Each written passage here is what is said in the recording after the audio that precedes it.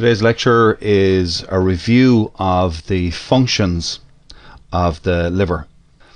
When we look at the associations of the liver, we see that its partner is the gallbladder, and the channel starts at the dorsum of the big toe and it flows directly up to just below the nipple. The element that it's associated with is the wood, and the official is the general. The emotions associated with the liver are anger, irritability, resentment, and bottled up feelings. The points that we cover this year would be the liver 3, liver 8 and liver 13. When we look at the first function of the liver, we see that it ensures the free flow of qi.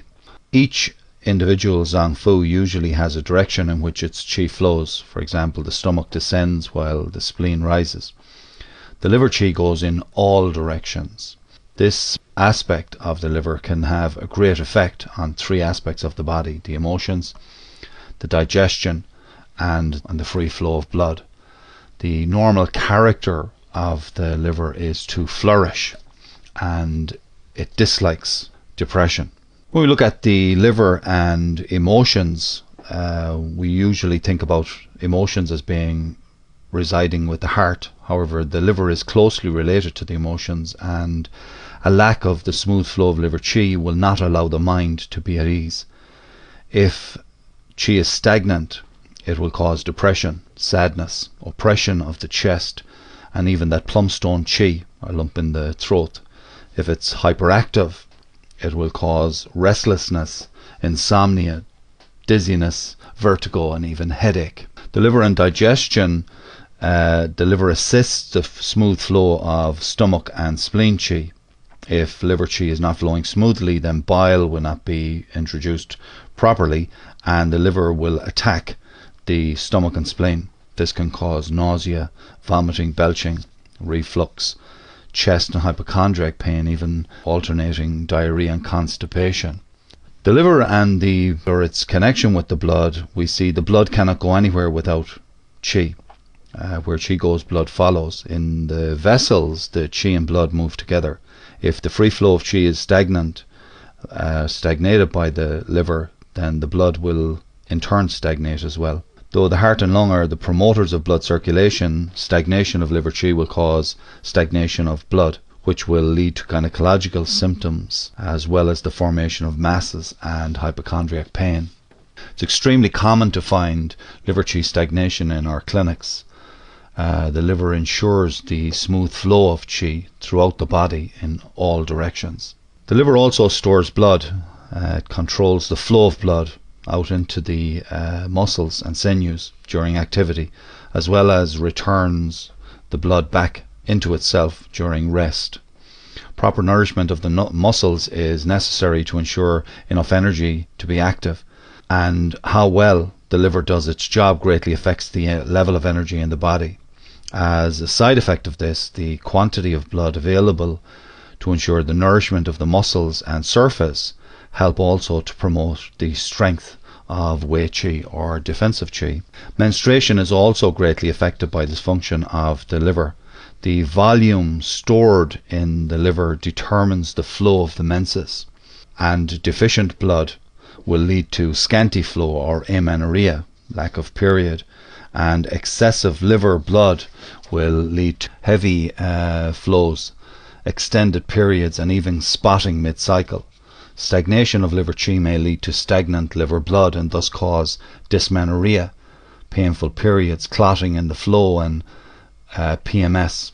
Finally, since the liver is where the blood is stored and nourished, liver in disharmony from qi stagnation, dampness or heat may affect the blood, and it may become reckless or hot and cause skin problems or emotional problems. When at rest, the blood returns to the liver, and when the body is active, the blood nourishes the muscles, enabling them to perform.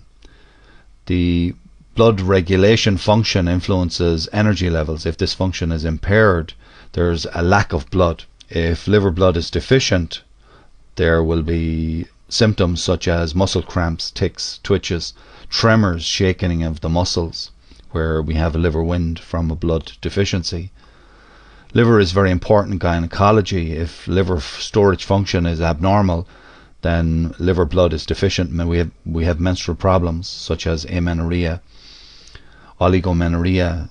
If liver is hot or excessive, we have menorrhagia or metorrhagia can occur. If the liver chi is stagnant, then liver blood can stagnate, causing dysmenorrhea, as we've said before. Liver function influences the energy of the Ren-mai and the Chong-mai, which are closely related to the uterus. The blood and liver functions affect each other. Where blood is deficient or hot, liver function can be affected. If liver functions are abnormal, this can affect the quality of blood. For example, if liver is hot, the blood can become hot, and this causes skin eruptions, eczema. The blood becomes heated by being stored in a hot container. The liver also controls the tendons. The tendons are the main tissues linking the joints and muscles and dominate the movement of the limbs. The liver nourishes the tendons of the whole body to maintain their normal physiological activities. Tendons depend on liver blood to moisten and nourish them so that they can contract and relax as needed. Smooth movement of joints aid good muscle action.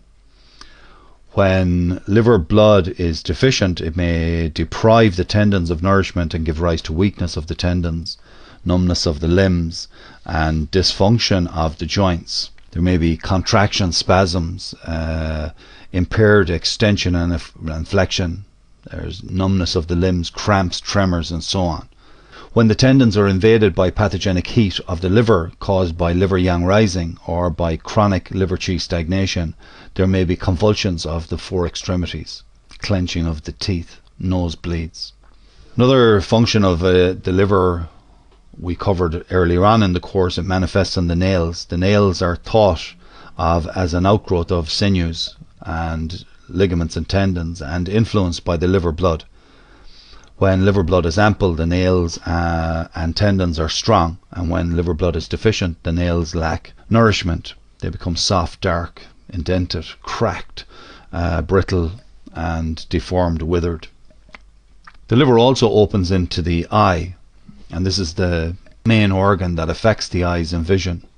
The free movement of blood from the liver nourishes and moistens the eyes, and it promotes their brightness and shine and gives capacity to see. When liver blood is abundant, the vision is clear and crisp.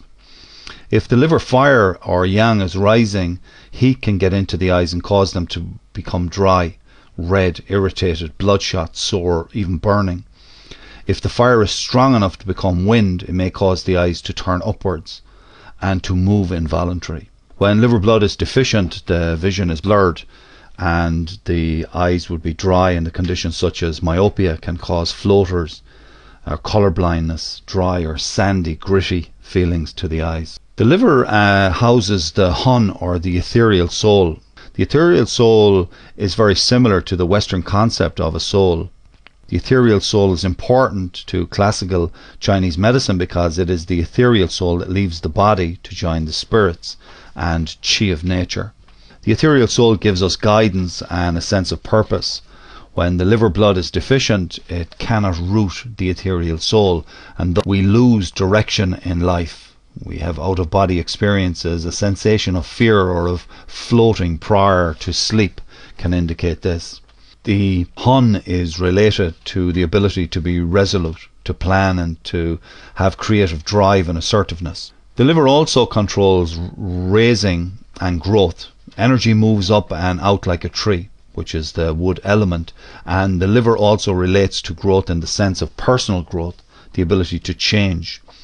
An example of disharmony here would be being stuck in a situation, often relates to liver qi stagnation. Liver gives capacity to plan. It's said to be the general of an army. The gallbladder gives ability to make decisions, hence both are very closely linked. That's the end of our review of the functions of the liver. I hope you found it useful, and until the next time, sláinte.